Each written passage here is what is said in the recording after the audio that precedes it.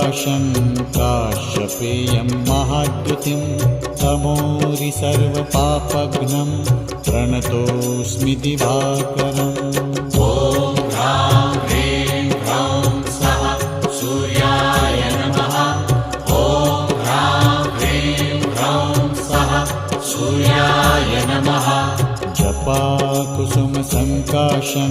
काश्यपेयं महाद्युतिं तमोरि सर्वपापघ्नं प्रणतोऽस्मि दिवाकरम्।